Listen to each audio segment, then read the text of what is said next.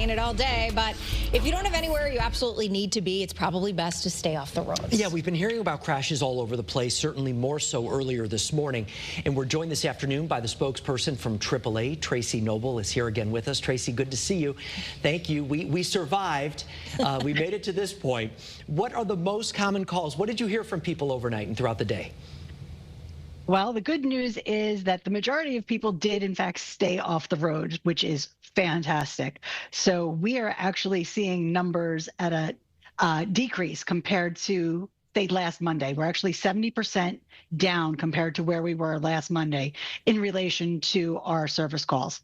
However, that being said, what we have been doing is extrications, and that number is up about 270% compared to last Monday. So those that did try to venture out, got stuck, needed to be pulled out of either the ditch or off the side of the road.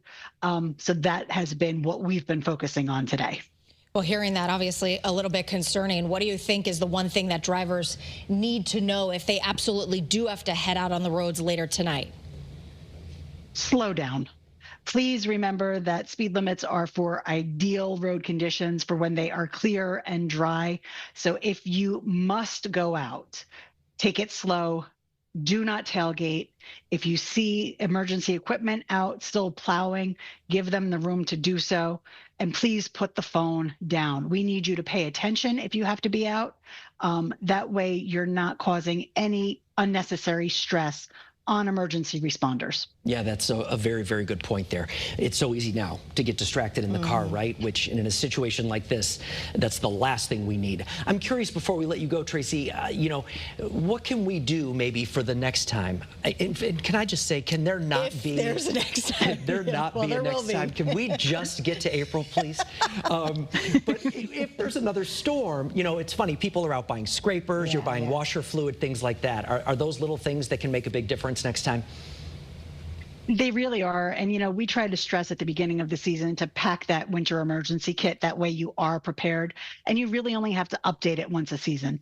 So if you haven't done so before now, it doesn't hurt to do it. So make sure you have the ice scraper, some non-abrasive sand, or even non-clumping kitty litter that you can use for traction if necessary, a small shovel, extra gloves, a blanket, jumper cables, reflective flares or triangles to alert other oncoming cars if you do get stranded. And of course, your roadside assistance phone number, whether it be AAA, your car provider, or your insurance provider. Just know who you need to call if you do get stuck.